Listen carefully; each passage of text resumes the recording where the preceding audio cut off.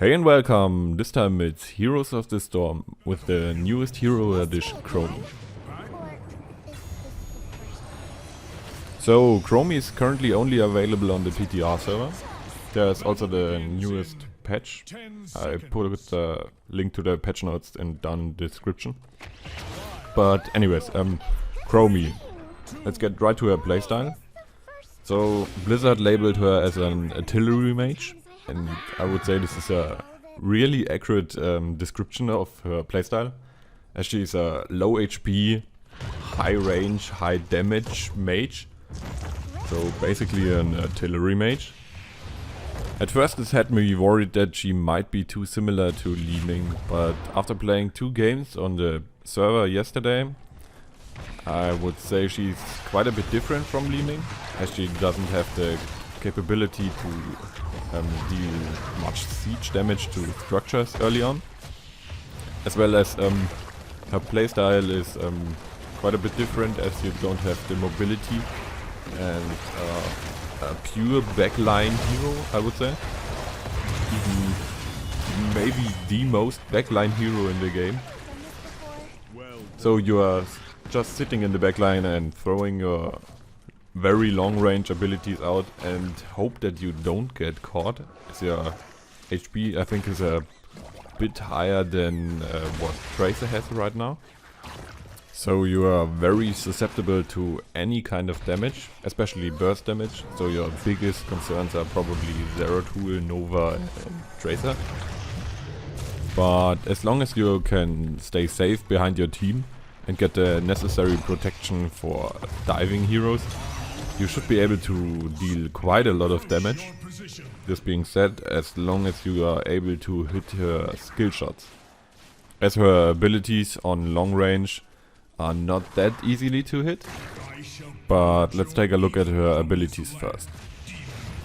So her Q, Sand Blast, is her main source of damage, with a long range, straight up skill shot that only hits heroes.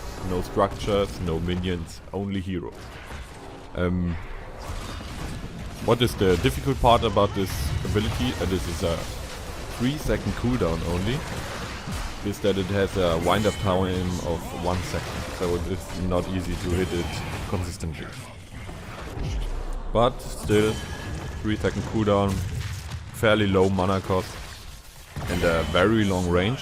I think it's a pretty good ability overall, and might be worth talenting into, but that's not what I tested yesterday. I mainly focused on her W, which is called Dragon's Breath. It's a AoE, also long range AoE spell. The interesting part is that your enemies don't get a circle indicator where the spell is going to land. They only see the animation that the dragon shoots in the air, and then they will notice where it comes down when it hits the ground. This was the ability I focused in my talent build yesterday, but you will get the full build later. Her E is her only defensive and offensive ability, which is called Time Trap.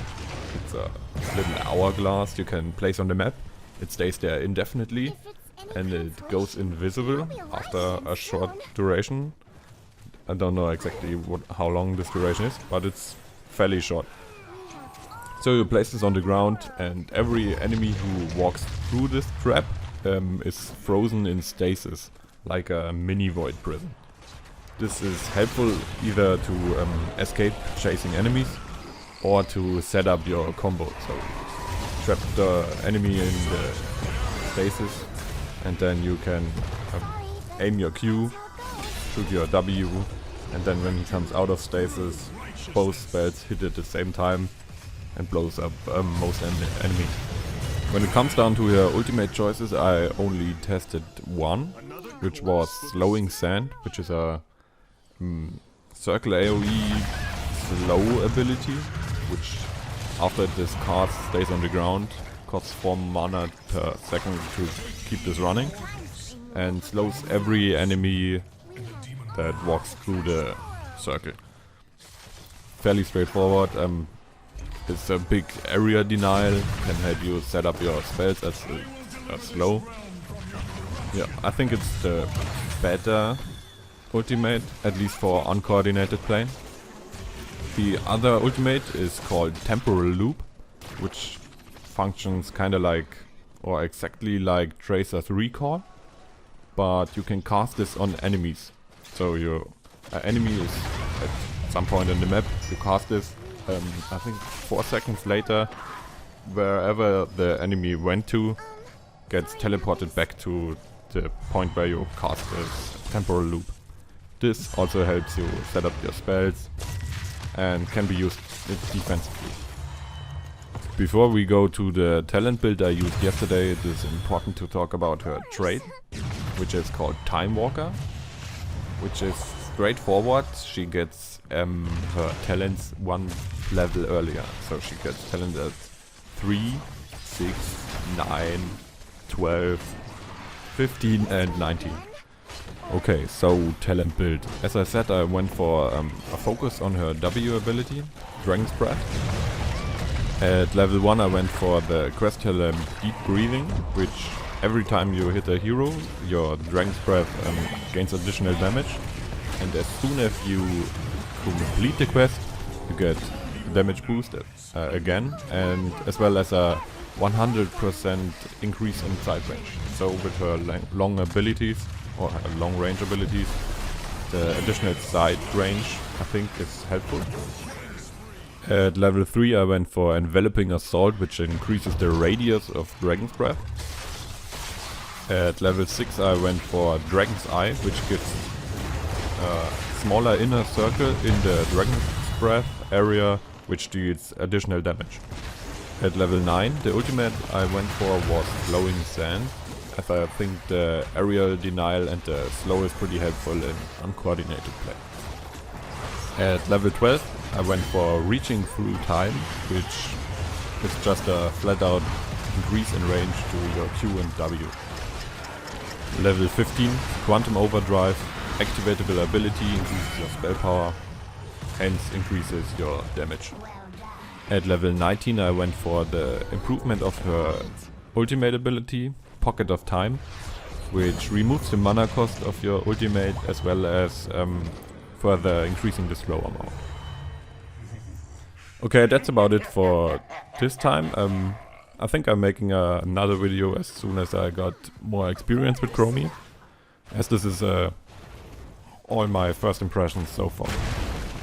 So thanks for watching and maybe see you in the next one.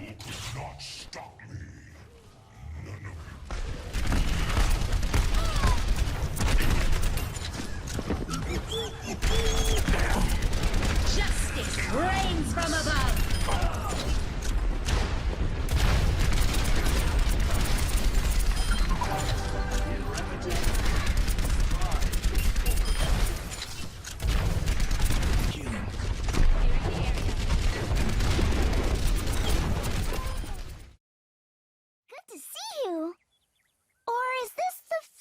Time we met. I'm in so many places and times I have a hard time keeping track of all of it. You know, I don't understand why you mortals get so upset over spoilers. I know everything all the time and I don't complain. Time, space, oh, it's all the same to me. Oh, hold on a moment. You found them. Well done, Hero. Sorry about the distraction. Someone was turning in a quest. Whoops. Think I might have shortchanged them some silver. Oh well. Look! A butterfly! Wait. Uh-oh. Nobody step on it. I mean, unless you really like dinosaurs, that is.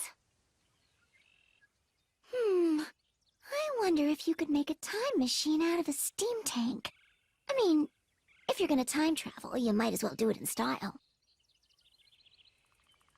Just to be clear, time is not a flat circle. That is way too simplistic. It's a little more wibbly-wobbly than that.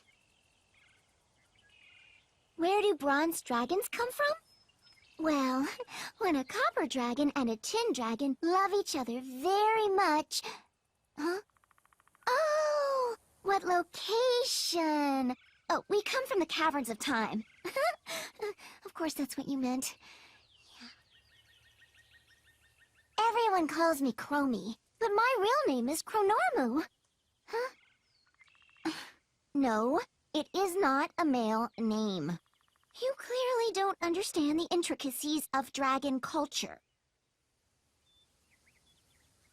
Well, when you spend most of your existence as a colossal scaly dragon, sometimes it's nice to be small and cute, you know? This nexus is so peculiar. Heroes who are alive but should be dead, others from strange alternate timelines. You know, when I discover who's tampered with the time stream, they're gonna be sorry. Time flows less like a stream and more like a vortex in this place. Everything repeats over and over again, and yet nobody notices but you and me. I don't even want to think about how many times I've heard that Blackheart guy tell that corny booty joke. I just had a thought. What if we're stuck in a time loop? Try clicking on me again. Let's see what happens. Yeah,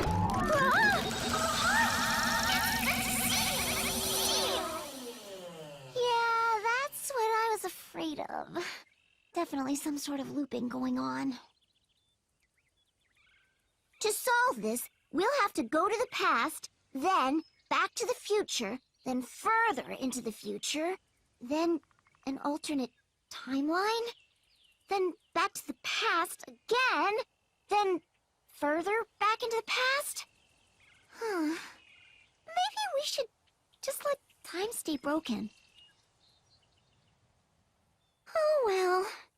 If I start repeating myself, just feel free to overlook it. It's probably safer that way. Oh, hi!